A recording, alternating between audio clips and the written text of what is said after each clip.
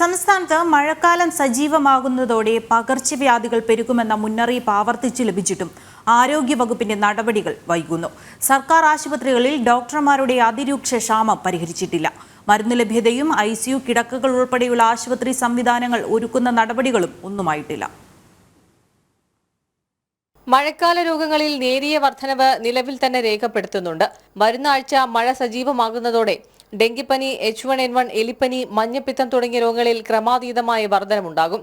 കേന്ദ്ര ആരോഗ്യ മന്ത്രാലയവും ആരോഗ്യ വിദഗ്ധരും ആവർത്തിച്ച് മുന്നറിയിപ്പ് നൽകിയിട്ടും ആരോഗ്യവകുപ്പ് മുൻകരുതൽ നടപടികളിലേക്ക് കടന്നിട്ടില്ല. ഡോക്ടർമാരുടെ അതിരൂക്ഷമായ ക്ഷാമമാണ് സർക്കാർ ആശുപത്രികൾ നേരിടുന്നത്. വിവിധ വിഭാഗങ്ങളിലായി 380 ഡോക്ടർമാരുടെ ഒഴിവാണ് നിലവിലുള്ളത്. ജനറൽ ആശുപത്രികളിലും ജില്ലാ താലൂക്ക് ആശുപത്രികളിലും ആവശ്യത്തിന് ഡോക്ടർമാരില്ല. സ്പെഷ്യാലിറ്റി കേഡറിൽ 181 പേരുടെ ഒഴിവുണ്ട്. ജനറൽ കേഡർ 98, അഡ്മിനിസ്ട്രേറ്റീവ് കേഡർ 58 എന്നിങ്ങനെയാണ് ഒഴിവുകൾ. സ്പെഷ്യലൈസ്ഡ് വിഭാഗത്തിൽ ഡോക്ടർമാരില്ലാത്തതും രോഗികളെ വലയ്ക്കുന്നു. അതോടൊപ്പം മരുന്ന് ക്ഷാമവും അതിരൂക്ഷമാണ്. രോഗവ്യാപന സാധ്യത മുന്നിൽ കണ്ട് മരുന്ന് സംഭരിച്ചു വയ്ക്കുന്നതിൽ ഗുരുതര അനാസ്ഥയാണ് ആരോഗ്യവകുപ്പ് കാട്ടുന്നതെന്നാണ് ഉയരുന്ന വിമർശനം. ICU കിടക്കകൾ ഉൾപ്പെടെയുള്ള ആശുപത്രി സംവിധാനങ്ങൾ ഒരുക്കുന്നതിലേക്കും ആരോഗ്യവകുപ്പ് കടക്കാത്തത് വലിയ പ്രതിസന്ധിക്ക് കാരണമായേക്കും. ജനം, തിരുവനന്തപുരം.